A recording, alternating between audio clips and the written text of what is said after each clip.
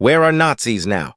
How did a hate group that ran an entire country seemingly disappear into thin air? Spoiler alert, they didn't. While World War II has fascinated historians and the public alike, what happened to the perpetrators of one of history's greatest evils is less often discussed. Today on Ancient Whisperers, we're examining the hard truth about what happened to the Nazis after World War II. After the Allied victory in World War II, Germany was divided into zones of occupation between the US, Britain, France, and the Soviet Union.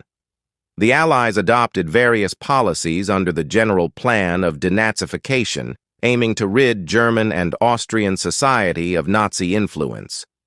Life for detained Nazis varied greatly depending on the zone. The Soviet internment camps had the poorest conditions, prompting many Nazis to attempt relocation to the Western zones. French-occupied Germany was the most lenient, viewing Germany as a whole as responsible for the war, and placing less importance on distinguishing between Nazis and non-Nazis. In the 5 years following the war, about 400,000 Germans were detained in internment camps.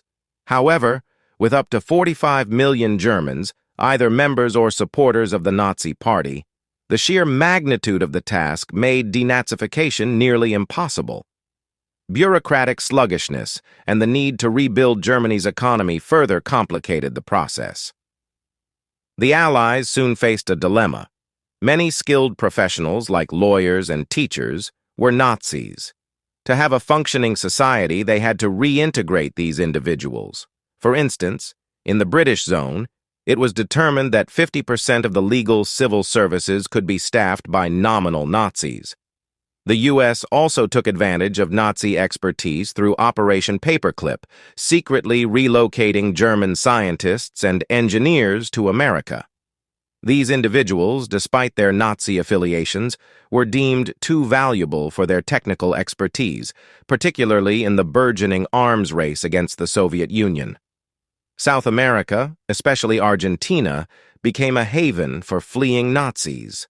Up to 9,000 Nazi officials and collaborators escaped there with the help of sympathetic leaders like Argentina's Juan Perón, who provided safe passage and new identities. For the most serious offenders, the Nuremberg Trials prosecuted Nazi leaders for war crimes. While the trials delivered some justice, with 12 sentenced to death, many argue it was a drop in the bucket compared to the millions affected by Nazi atrocities. Despite denazification efforts, many Nazis escaped justice. Nazi hunters like Simon Wiesenthal dedicated their lives to tracking down war criminals.